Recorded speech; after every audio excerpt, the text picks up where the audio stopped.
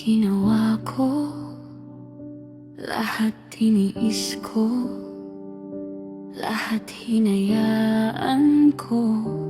Kahit masakit, pinili kong manahimik.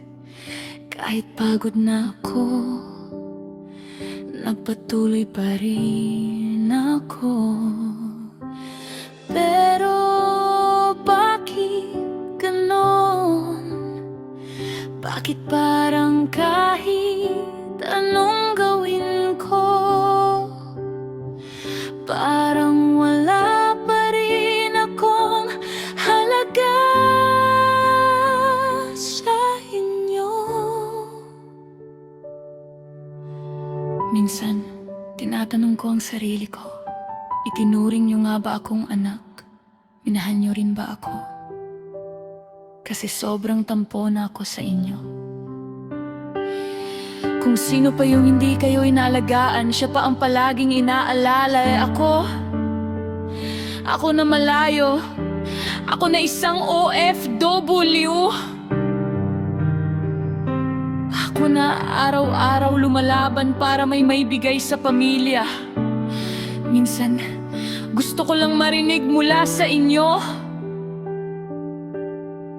anak, okay ka lang ba?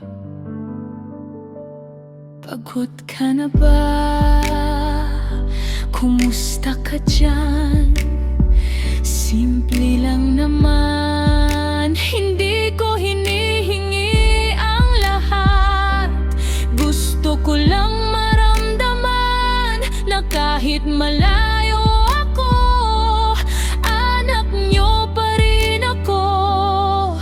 Kasi sa totoo lang, sa likod ng ngiti ko may pagod. Sa likod ng katahimikan ko may sakit.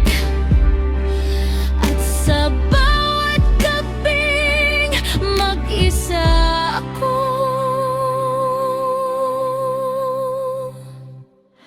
May isang OFW na umiiyak at nagtatanong sa sarili, may halaga ba talaga ako sa kanila?